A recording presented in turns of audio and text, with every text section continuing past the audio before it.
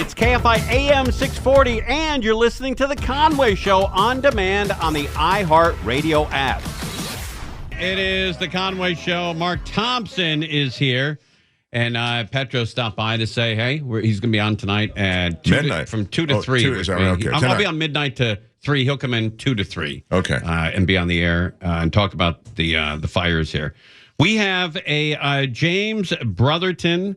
He is a national coordinator for meteorologists with the National Weather Service in Los Angeles and Oxnard, and he is with us. James, I know it's very busy for you. Really appreciate taking some time to explain what's going on here. Yes. Hello, Tim. Pleasure to be here. We have right now unfolding more damaging winds possible tonight across the Los Angeles region. We have a high wind warning for the entire region. We are looking at potentially destructive winds developing this evening, especially late this evening and overnight as that Santa Ana really peaks.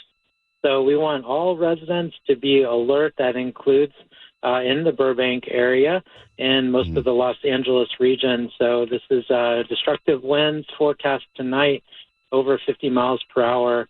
So we could see some more problems due to this severe weather condition overnight. James, it's Mark Thompson. I just want to ask you about the humidities as well, because that's another component here. It's so very dry, and I guess getting drier? Yeah, we are not expecting too much relief in the relative humidity overnight, and then tomorrow we'll see relative humidity drop down into the single digits once again. So even though those winds will be not as severe tomorrow, we will still have very, very low relative humidity conditions, also coupled with very dry fuels in the region. This is so far one of the driest wet seasons ever on record in the Los Angeles area. You know, I'm just watching, we're talking to James Brotherton here. I'm just watching this. Gelson's and Pacific Palisades. It looks like it is midnight there. Yeah. With all the smoke and the fire right off of Sunset Boulevard there. There's a Chevron gas station there. They're watering that down. That's where the fire has gotten to, near downtown Pacific Palisades. So, James, you said winds tonight, and we had, earlier on, we had Rick Dickert on, and he said between 10 p.m. and 10 a.m. tomorrow is going to be the horrible witching hour, and then he narrowed it down from midnight to 6 a.m. Is that what you're seeing as well? That's pretty accurate. I would even bump that a little earlier, possibly as early as about 8 p.m. We tonight expect winds over 50 miles per hour. Right now, I'm looking at Pasadena hourly forecast with winds around 70 miles per hour between about midnight and 3 a.m. And that goes for most of the especially the North Hollywood, San Fernando Valley, all the way over towards Pasadena, those destructive winds. Anytime the winds are over about 50 miles per hour, we start to see wind damage, especially trees and power lines, and that's especially in areas that are not so likely to see that normally. So up in the mountains, the winds tend to be stronger, but in the city, we don't see those severe winds so often, so we tend to see more damage due to that. You know what, James, if you don't mind, because we have such a vast audience here in Southern California, can you really quickly give us an Inland Empire read on when the strong winds are coming in for Fontana, Riverside, San Bernardino, that whole valley? Sure, yeah, I could definitely do that for you. Let's see here. For the Inland Empire area, of course, that is part of the Inland Empire is covered by our San Diego office. But I can just tell you what the forecast is there. It does look like the winds peak late tonight into tomorrow morning around 50 miles per hour in the Riverside area, stronger up towards Ontario, where we do tend to get the downsloping Santa Ana winds more severely. And I noticed that, again, I was born and raised here in the San Fernando Valley, sort of a valley bumpkin from the flats. whenever we had Santa Ana winds in the 5 decades that I've been buzzing around, it really cleared the skies up. But now there's a lot of either dust or sand or particulates. I don't know what's in the air, but it doesn't seem clear. Where is that debris coming from? Is that dust from the desert that's blowing into the valleys? That is most likely local particles being picked up in the dry soil. So okay. Since the soil is so dry and there's already debris around, it's pretty easy to pick that up, and that does reduce our air quality and visibility. As you're noticing there, I'm seeing those feeds that you're seeing as well, very dark conditions in the fire area especially. And real quickly, give us an Orange County, for people who live in Orange County, give us a time, give us a window there. Is it still midnight to 5 a.m. for Orange County as well? Let me see here. For Orange County, that still looks like tonight into early tomorrow morning as well. Taking a look here, peak winds for Orange County looks like about 10 p.m. through 7 a.m. And just a disclaimer, I work for the Los Angeles office, so I am referencing the forecast from our friends down in San Diego. They do cover Orange County, but yeah, that does look to be the time. Highest winds about 10 p.m. to 7 a.m. in the Orange County area. All right, James, I really appreciate coming on with us. I know we're going to talk to you again, and I know it's very busy. Thanks for taking the time out to explain this to everybody. Absolutely. Thank you for helping us get the word out. You got it. James Brotherton, he is the coordinating meteorologist for NOAA and the National Weather Service here in Los Angeles and in Oxnard.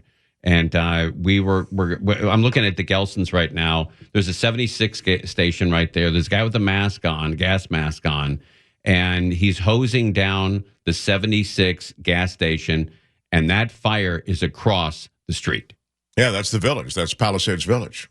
If that village burns down and these gas stations catch on fire, I can't imagine the damage that's going to go on. That fire, Mark, it's across the street. Yeah. Across the street from Gelson's, across Sunset.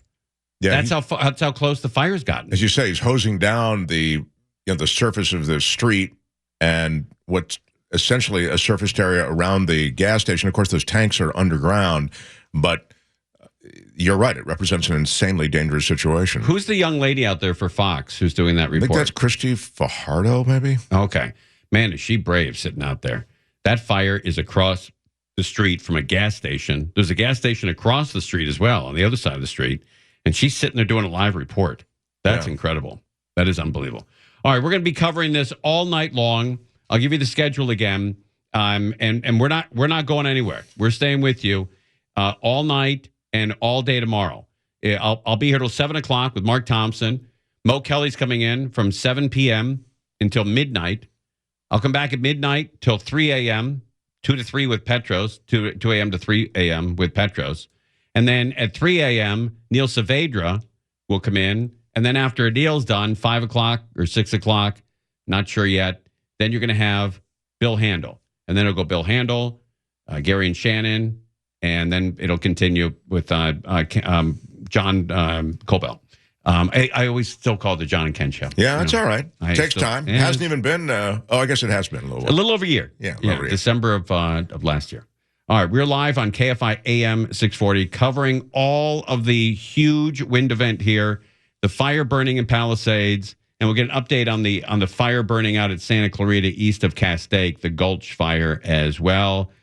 We're gonna get through this. It's just gonna be a big headache until we do. It's gonna be a long night, man. These winds are gonna pick up tonight between 8 p.m. and 10 a.m. tomorrow. It's gonna get crazy. So keep it on KFI. You're listening to Tim Conway Jr. on demand from KFI AM 640. Whatever shot that is, that looks like that's right next to PCH. And it looks like a home, a very expensive home or an office or something burned down. A lot of American flags outside there. And I mean, it's all that's left in it is just right? I mean, that the entire structure's gutted.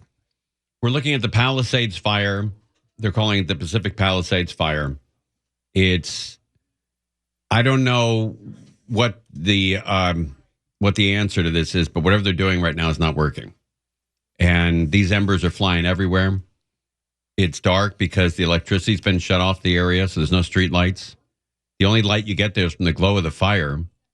The palm trees are burning. When the palm trees burn, they send out sparks for hours after they catch fire. Other homes catch fire. When do you think it's over for the palm trees? Especially the big, what do they call it? Is it the Mexican palm tree? I heard that term. The southern palm tree, the big, huge one with the big fronds. It's got to end soon. What is that? The queens. The queens. Palm. Yeah. Yes, the queens. Look at you. It's got to be over for that plant soon. Meaning you want to see it removed. Take them all down. Yeah. Yeah. We've had enough. Had enough. Because they spark for hours. Hours. And all the firefighters know it. But the problem is, again, it's a symbol of Southern California, those palm trees. You grew up in Washington, D.C. When you saw the palm trees, that's Southern California. Of course, yeah. They're at every In-N-Out. That's the symbol of In-N-Out is the palm tree. Yeah. But they're just not on fire. These the ones that are on fire present a huge problem. Huge problem. We're going to try to get Tim Lynn on to talk about the temporary flight restriction. I think I misspoke earlier. There are helicopters up there fighting the fire. There are no news helicopters up there, though, because of the flight restriction and President Biden's in town. If President Biden wasn't in town, you would see Channel 2, 4, 5, 7, 9, 11 all have helicopters up there fighting the wind to bring us pictures of what's going on. And now they're all the same. It's all from the road, and a lot of the times reporters can't get close because they're in the way of people evacuating. And so this is how it used to look in the 1970s when I was watching TV. There were no helicopters, very few helicopters up there. And we've gone back to that. But Mark, that's PCH there. So they're in the parking lot of the beach there, and they're looking at the homes right across the street. And people in Malibu will tell you, and you only have to drive that same stretch, and you can see entire areas, the Malibu Hills, charred from past fires. This is an area that constantly faces a threat from just what we're seeing. Now, this particular wind event exceeds anything we've seen since, as you were saying, 2011 probably, in terms of sustained wind velocity, low humidities, the kind of fire danger that we're seeing continue. And, of course, these fires themselves are so widespread that there's really just nothing in recent memory, anyway, that measures up. And we've not even seen the worst of it. That's coming tonight between 8 p.m. tonight, 2.5 hours from now, and 10 a.m. tomorrow morning. That's when you're going to see, the unbelievable winds. Fremont Canyon, 80 mile an hour.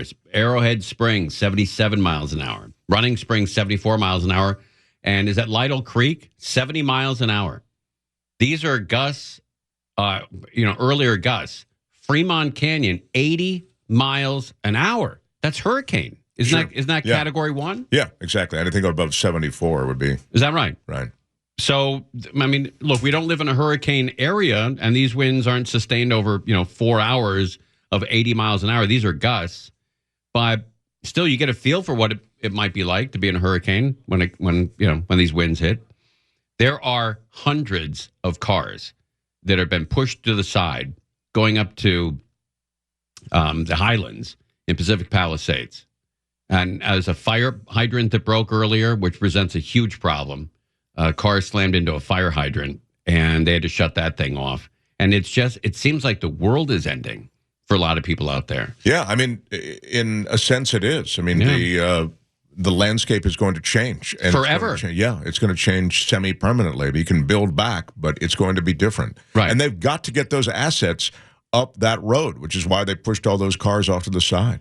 And, when next week, next Monday, Tuesday, Wednesday, whatever, there's going to be a whole host of people raising hell that their car was totaled by the fire department.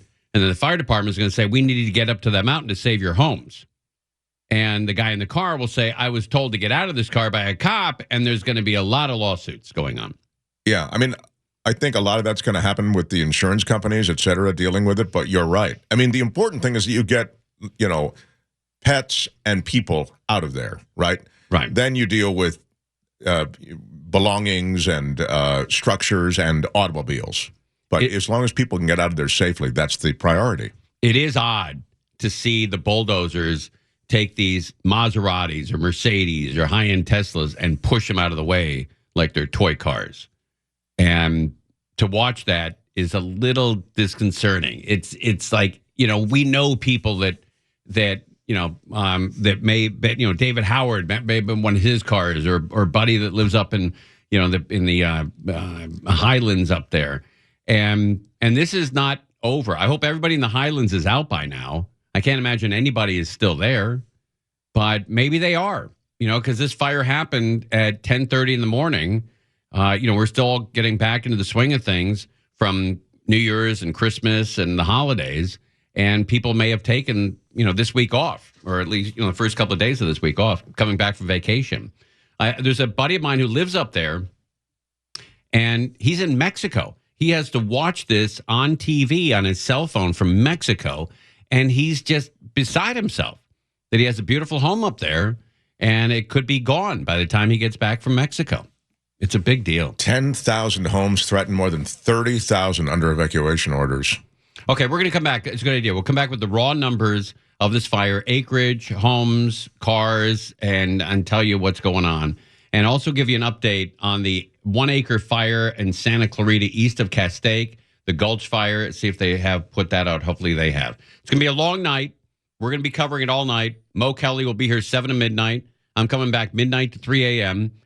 Neil Saavedra from 3 a.m. till Handel, either 5 a.m. or 6 a.m. And then it starts all over again tomorrow. Bill Handel, Gary, Shannon, John, and then us again at 4 p.m. tomorrow. Do not change the station. You're going to need KFI tonight and tomorrow and for the rest of this week to tell you what's going on. With all the wind across all of Southern California, you're going to need this station tonight. You're listening to Tim Conway Jr. on demand from KFI AM 640. We're watching this fire. This fire has reached Palisades Charter High School property. And firefighters try to keep, obviously, this fire away from schools. We know how much we need the schools, especially to recover from something like this. And they could not stop this fire from reaching the Palisades Charter High School property.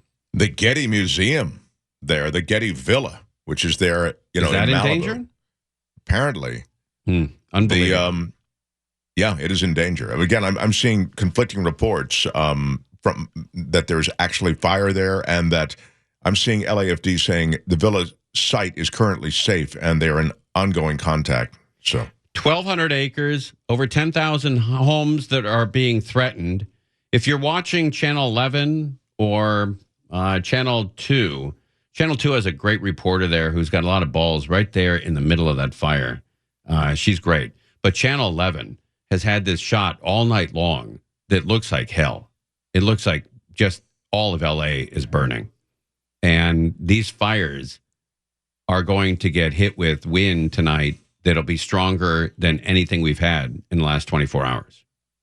So from 8 p.m. In about 2 hours and 20 minutes till about 10 a.m. tomorrow will be stronger winds than we've had all day long. All right, Tim Lynn is with us. He used to fly for KTLA. He still does some work for the Orange County Sheriff's Department, and he's going to explain to us why we don't have any footage from newscopters over this fire like we should. Tim Lynn, welcome to KFI. Hey, Jimmy, how you doing, buddy? Good. Mark Thompson's with us as well. What do you know, and why have these news agencies not contacted the Secret Service to say, hey, give us a break and let us fly over these fires?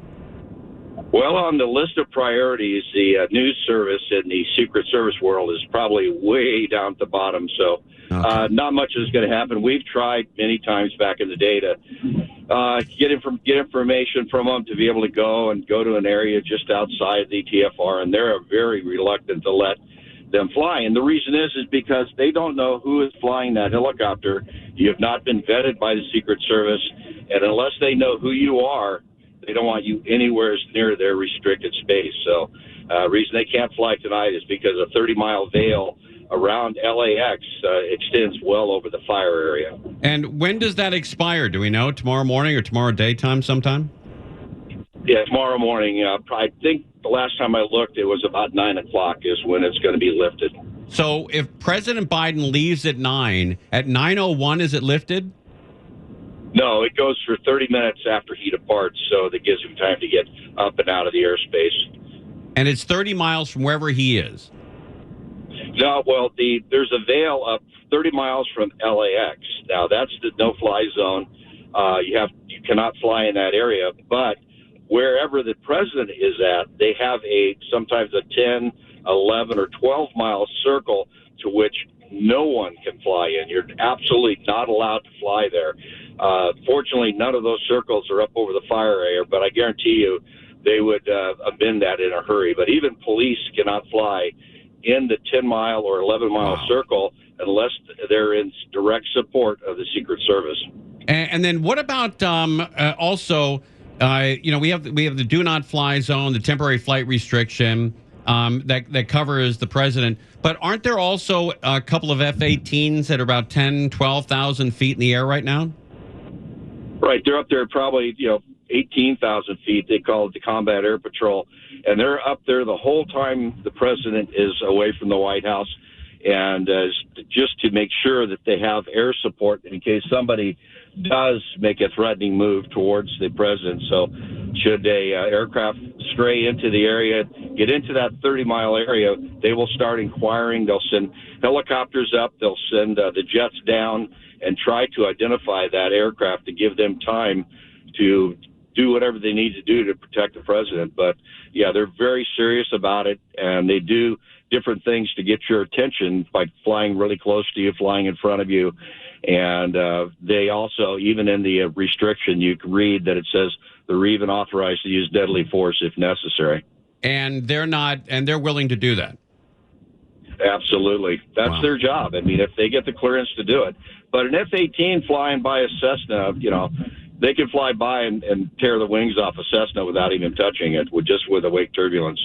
All right, Tim, hold on one second. Tim Lynn is with us. He used to fly for KTLA. We'll put him on hold and ask him some more questions. He's flown over a ton of these fires. He can give us a first-hand idea of what this is like, especially flying helicopter in this kind of wind. This just in, President Biden and First Lady Jill Biden are headed to downtown Los Angeles, a Los Angeles hotel tonight, as a result of the Pacific Palisades fire. Biden was in a motorcade vehicle in West Los Angeles, Santa Monica area this morning for a planned trip to Thermal, which is outside of Joshua Tree, when officials made the decision to return to the hotel. According to the White House, Air Force One is now expected to leave for Washington early tomorrow afternoon. So when the strongest winds hit tonight into tomorrow morning, we're not going to get any coverage from any news agency until at least early afternoon tomorrow. Well, you'll get coverage. You just won't get the chopper stuff you're talking about. Right. We're not going to get airborne coverage. That's right. Yeah. Did I misspeak? Well, you just said you're not going to get any coverage. Helicopter coverage. Yeah, right. Yes. Okay. Sorry. Thank you. Thank God you're here, Mark. Well, it takes a lot for me to correct you, Tim. I see. All right. Okay. So helicopter footage. We're not going to get any helicopter footage from the news agencies. Their helicopters will be grounded. Yeah, any airborne stuff, I guess, till tomorrow. Okay. We'll come back and talk to Tim Lynn, who also flew a helicopter and still does, and we'll get an idea of what it's like for these firefighters as well, who are fighting these fires from the air. We'll ask him what air assets they can use at night. Can they use the fixed wing? Can they use the helicopters? This is going to be a long night for people that live in Southern California, especially people live in Pacific Palisades. This is a nightmare. I'm also curious, Tim, I want to ask when we come back, what velocity is the threshold after which they can't fly? Because they're going to be seeing really, really intense winds tonight. Yes. You're listening to Tim Conway Jr. On Demand from KFI AM 640. Mark Thompson's here. Well, that's not the reason it's depressing. No, it's wonderful. But we're watching this fire here in the Palisades. It has burned. There are 10,000 homes that are threatened. 10,000 homes. It has reached the charter high school. We don't know the extent of the damage there. 30,000 people have been told to evacuate.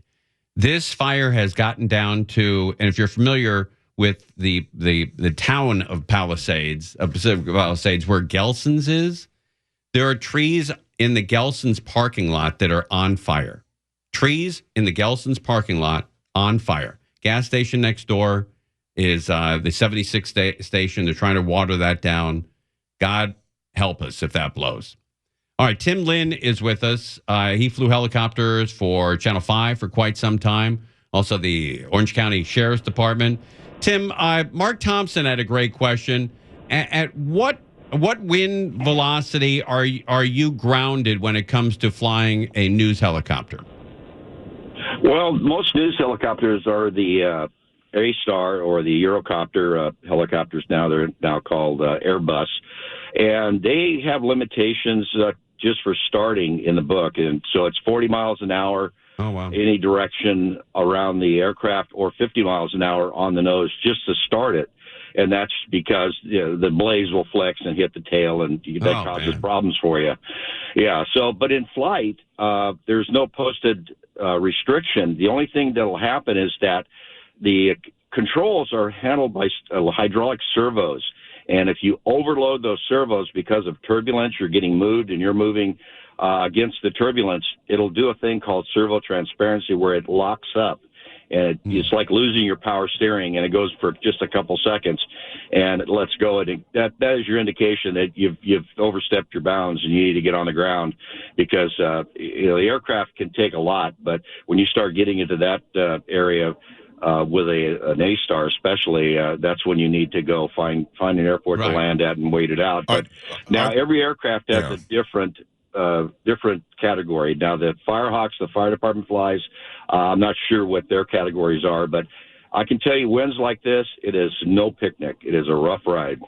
But it's likely that their threshold is higher, is what you're kind of implying, right, than the news choppers. It actually could be lower because of their weight and because of their load they're carrying. And two, they have policy and procedures written in the county fire and the city fire, setting down guidelines for wind speed. So each department will set a guideline outside of what the aircraft manufacturer has. They will go by their policy and procedure of their department, and they may have a wind limitation in that policy and procedure just to give that big block area of safety to where, we're going to be a little bit safer in what the book says and make it just a little bit higher just to protect our employees. Tim Lynn is with us. Tim, when they're fighting fires all night long here, and we're expecting the most ferocious winds of this event to come in about 2 hours from now, all the way till 10 a.m. Is it easier or harder to fight these fires at night? And I only think it might be easier because you can see the hot spots at night. Is it tougher or easier to fight at night? Well, you have to realize the pilot will be on night vision, and the problem with that is night vision can get blanked out by the light from the fire. You can't really see the fire that clearly. I mean, you can see the fire clearly, but it's really bright in an NVG environment, and so to be able to clear that black terrain that's on either side of the fire, you have to have those on, so you can't look directly at the fire. And then you very well can't see wires. You have to be really careful of that because they're real hard to see at night. And getting in those canyons and down low and things like that, it's a lot easier to fight it during the day where you can see all the terrain and hazards as you're coming in. But when you're on goggles, you have to worry about the with a washout type thing. If you get in looking at the fire too big and it's too bright, it tends to blow them out a little bit to where you have to look away. So, it's a little bit harder at night, and especially now you don't have good terrain or good situational awareness because you've taken away one of your abilities to judge a distance. These news helicopters, a lot of them have what look like giant swords on the front. There's one on the top and one on the bottom, and those are to cut power wires in case they hit them, I guess. Do they have those on the firefighting helicopters as well? Absolutely. Yes, those are on there, and they do help quite a bit. I mean, if you go through a wire, and unless you're going slow, because speed is your friend if you hit a wire with the wire cutters, because they don't work very well if you're at a low rate of speed. So, but you still have to worry about that wire wrapping around something after it snaps. So you don't want to hit them. Yeah, that's not a great idea. You know, watching these fires burn right now and these homes burn, and there's no firefighters on these homes at all. I'm watching 3 of them burn right here on Channel 11, and there's no firefighters at all. There's an ambulance that is driving by. There's a couple of private vehicles that are driving by. That's got to drive these firefighters crazy, and it probably depresses the hell out of them. I'm sure it does. You know, it's a pride thing to be able to help protect the community they work for. And their job is to put out the fire and knock it down and save property and save lives. And they start losing houses, but they have to keep the reality of it. You have a very large fire that's taken out many structures. And as Captain Scott was talking about earlier, they kind of triage it. They look at it. If the house is well involved, they go after the one they can protect. And, you know, and it gets to a point to where firefighter safety becomes an issue to where if they can't get out in front of that fire, especially in wind speeds like this, because it can throw flames a long way and embers a long way. As we talk all the time, it can cast those embers up to 2 miles. And that fire coming up over a hill can roar right over the top of you because it has 65 miles an hour wind behind it. And the last thing you do want to do is get caught in front of that. And even when, you know, when we return to normal, and we will, you know, on Saturday, Sunday, Monday, Tuesday of next week, when all the fires are out, everyone's back to school and everyone's back to normal, still the topography of this community, the Pacific Palisades area, which is spectacularly beautiful, will be changed for the next 5 to 10 years. Yeah, a lot longer than that. It takes a long time for that vegetation to reestablish. Flying down here in Orange County after the big fire we had a couple months ago, Santiago Peak looks like the moon now. It's just completely gray and burned away. A couple of the really nice, pretty green areas we used to fly through back in there were the hiking trails and, you know, pick people up. They got hurt. It's gone. It's just basically gray dirt now. It's really unfortunate and really a sore sight to see. And that area there, you know, it's so pretty right along the beach. And also you have all those folks that are losing everything they own. Yeah. Tim, you've been in the news business for a long time. Tim Lynn is with us. Do you get a sense, or have you in the past, where people are either burned out of an area by a fire or get a close call, that they have a tendency, especially if they have small kids, to say, screw it, we're going to the Valley Flats, or we're going to, you know, Simi Valley or Orange County, and not dealing with this headache anymore? I don't have any personal experience with anybody who's lived through this. I've heard stories of it. And you have the people down both sides of that line. It's not going to happen again. It's all burned out. We're not going to have it come through here again. We'll wait. It goes like back to the folks that flood every year. Why are you building your house back? It flooded last year. Right. It's all, it depends on how much you're attached to that area. And some people love living in the mountains. It's just simple as that. Buddy, I appreciate you coming on. We'll talk to you tonight after midnight. I'm coming back, and I heard you're going to be a guest. I'll be with you, buddy. Excellent. Thank you, sir. All right, Tim Lynn. I'm going to go. We'll go to 7 o'clock tonight, me and Mark Thompson. Then Mo Kelly comes in from 7 p.m. till midnight. I'm coming back at midnight till 3 a.m. Neil Saavedra from 3 a.m. to 5 a.m. Amy King, who I was told was ill, is now recovered. Conway Show on demand on the iHeartRadio app. Now, you can always hear us live on KFI AM 640, 4 to 7 p.m. Monday through Friday, and anytime on demand on the iHeartRadio app.